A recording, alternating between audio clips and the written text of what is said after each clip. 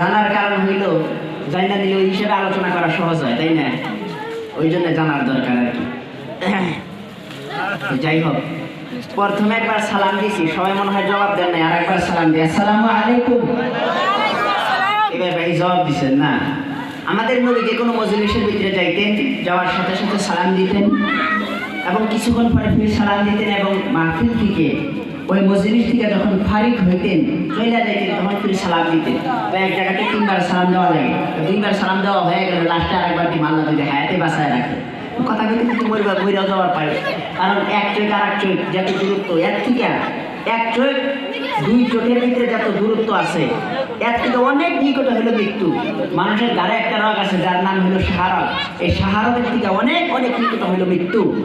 এই কথা বলতে বলতে মরে যাওয়ার পারে, তাই না? যদি আল্লাহ বাঁচায় রাখে, যখন বয়ান শেষ করবো তখনই যখন শেষ করবো শেষে আর একবার সালাম দিব ইনশাআল্লাহ। আপনারা শেষ পর্যন্ত থাকার জন্য রাজি আছেন নাকি? সবাই রাজি আছেন? আজকাল মানুষ তো কণ্ঠকে ভালোবাসে, কিন্তু কণ্ঠ তো আমার অত ভালো না। নাগানাগি সভা করতে করতে যেখানে আসিল আর ওইখানেও মানে নষ্ট হয়ে গেছে। যাই হোক, কণ্ঠকে ভালোবাসার দরকার নাই, হাদিস ও কোরআনকে ভালোবাসতে হবে, নাকি বলেন?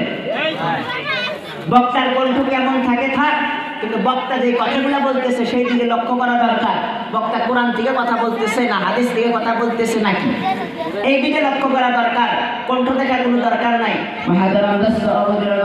আল্লাহর গোলাম নবীর উম্মতেরা শুনে রাখুন, জেনে রাখুন, আল্লাহ মহান রব্বুল আলামিন আমাদেরকে এইখানে বসার তৌফিক দিয়েছে, আমরা বসছি। যদি আমাদেরকে তৌফিক না দিত আমরা এইখানে বসতে পারতাম না। বন্ধু, দুনিয়ার জিন্দেগি কেমন জিন্দেগি, শুনেন শুনেন শুনেন বন্ধুরে।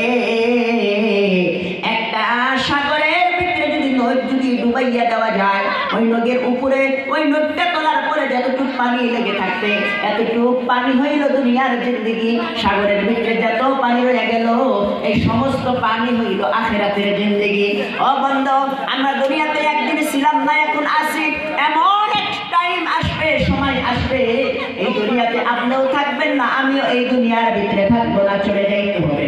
কোথায় চলে যাইতে হবে? কবরের ভিতরে চলে যাইতে হবে। আর ওই কবরের ভিতরে প্রশ্ন করা হবে রবকে, দিন কি, ইসলাম, তোমার দিন কি এবং তোমার নবীকে, এই তিনটা প্রশ্ন করা হবে। আখিরাতের ময়দানে, হাসরের ময়দানে প্রশ্ন করা হবে তোমার জীবনকাল কোন কাজে ব্যয় করছো, সারা জীবন কোন কাজে ব্যয় করছো, কতটুকু ইলম শিখছিলা, কতটুকু আমল করছো, কোন জায়গা থেকে মাল কামাইছো, কোন জায়গার ভিতরে খরচ করছো। বন্ধুরে, আখিরাতের দিনে 4টা প্রশ্ন করা হবে, কবরের ভিতরে 3টা প্রশ্ন করা হবে।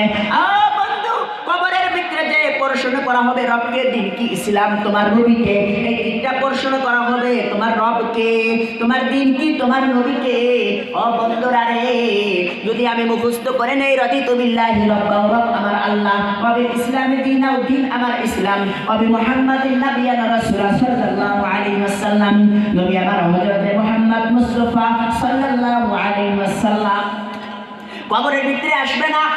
যেই ব্যক্তি দুনিয়ার ভিতরে রব যেই জিন্দেগি যাপন করেছে, আল্লাহর হুকুম অনুযায়ী চলছে, এই ব্যক্তি ওই কবরের ভিতরে বলতে পারবে রাদিতু বিল্লাহি রাব্বান, রব আমার আল্লাহ।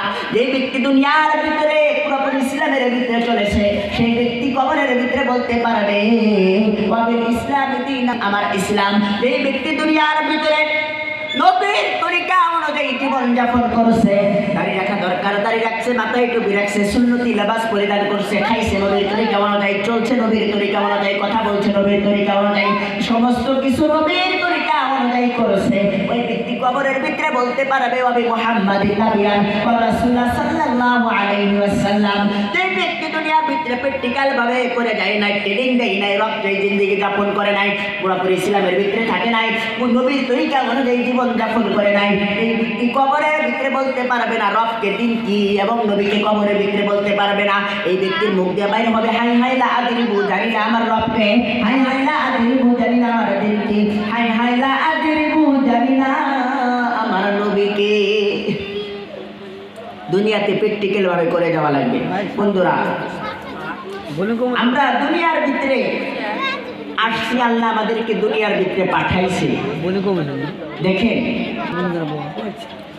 দেন ঠিক করেন, দুনিয়ার ভিতরে